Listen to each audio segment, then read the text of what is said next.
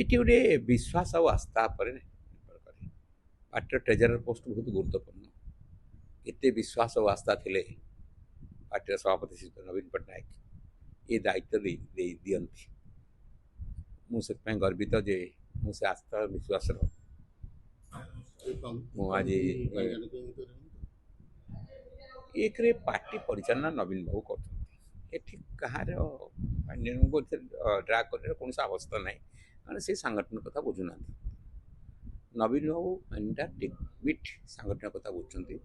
ପାର୍ଟିର ବିକାଶ, ପାର୍ଟିର କେମିତି ସାଂଗଠନିକ ଭାବରେ ଶକ୍ତିଶାଳୀ ହେବ ସେ କ୍ଷେତ୍ରରେ ସେ ପୁରା ଦମରେ ନବୀନ ବାବୁ ଟେକ୍ନିକ୍ ସମୀକ୍ଷା କରି ଏ ପଦକ୍ଷେପ ନେଉଛନ୍ତି।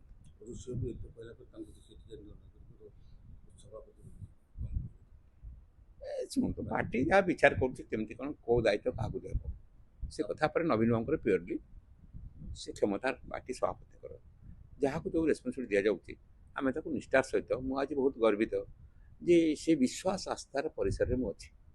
ସେ ବିଶ୍ୱାସ ଆସ୍ଥା ସେ ତ ନବୀନ ପଟ୍ଟନାୟକ ମୋ ଉପରେ ରଖିଛନ୍ତି। ମୁଁ ତାକୁ ସମ୍ପାଦନ କେମିତି କରିବି ନିଷ୍ଠାର ସହିତ। ଏକରେ ଶୁଣନ୍ତୁ, ପାର୍ଟି ଆମେ ବ୍ୟକ୍ତିଗତ କଥା ଏଠି ନାହିଁ କିଛି। ପାର୍ଟି ସାମଗ୍ରୀ ଭାବରେ ସବୁ ନେତୃତ୍ୱଙ୍କୁ ଆଗକୁ ନେବାକୁ ସଂଗଠନ ଭିତରେ ସାମିଲ କରି ଆଗକୁ ନେବାକୁ ଚେଷ୍ଟା କରୁଛି। ଜଗନ୍ନାଥ ମନ୍ଦିର